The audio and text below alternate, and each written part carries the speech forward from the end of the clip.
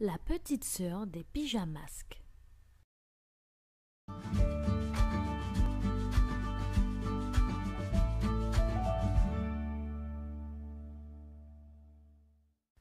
C'est la nuit, la ville s'endort.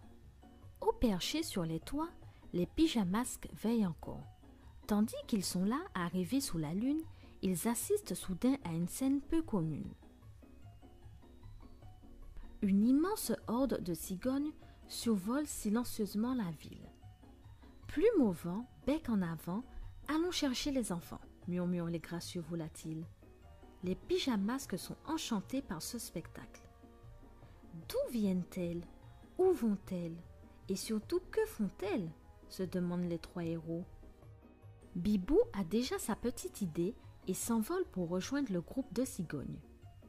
En secret, elle voudrait un petit frère ou une petite sœur, mais elle n'ose pas le demander à ses parents.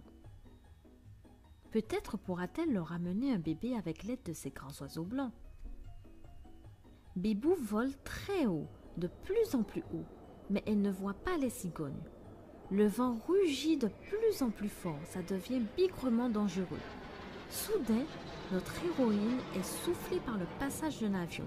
La voilà qui tombe.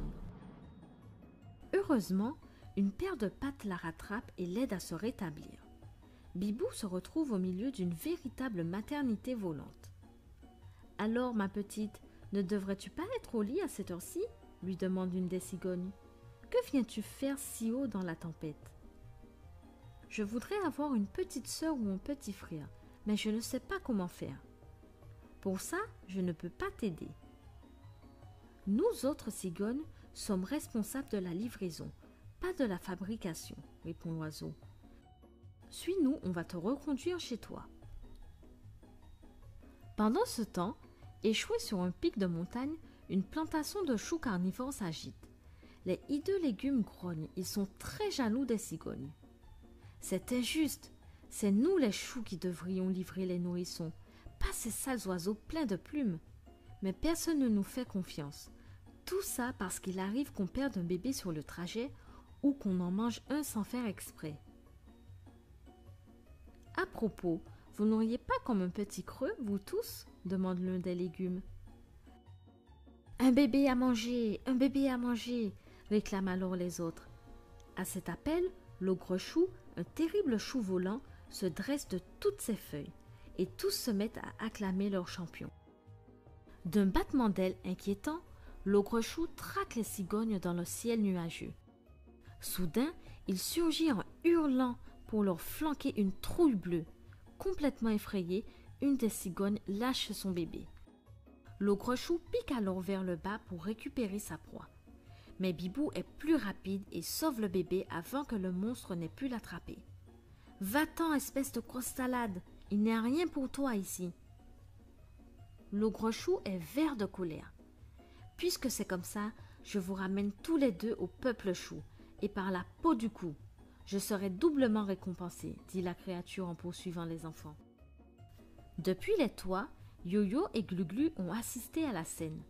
Guidés par les cigognes, ils reviennent aider Bibou. « Ça y est, le monstre est en vue, dit Glu-Glu.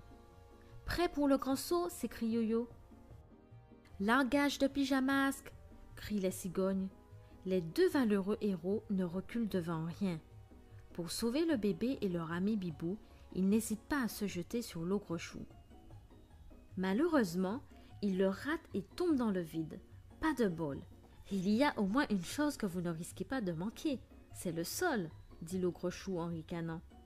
Mais la cigogne récupère les pyjamasques et s'éloigne le plus vite possible. Au lieu de faire le malin, fais plutôt attention à ne pas rater ton avion, crie-t-elle au monstre. Mon avion? Quel avion? Demande l'ogre chou. Celui de l'Alsace Airlines. Plaf! Quelle baffe! L'ogre chou est emporté au loin par un énorme quadrimoteur qui revenait de l'équateur. Même dans le ciel, il vaut mieux regarder avant de traverser. Bibou peut enfin rendre le bout de chou sain et sauf à la cigogne. Merci pour tout, ma petite. Maintenant, il est temps que j'aille livrer cet enfant à ses parents. Voyons si je me souviens de l'adresse. Quartier Nord, 3 rue du Sel à Bretzel, c'est bien ça, dit-elle en s'envolant. Bibou fait soudain une drôle de tête en entendant l'adresse. 3 rue du Sel à Bretzel, ça alors? Mais c'est chez moi, s'écrie-t-elle. Incroyable, c'est ta propre petite sœur que tu viens de sauver, comprend Yo-Yo.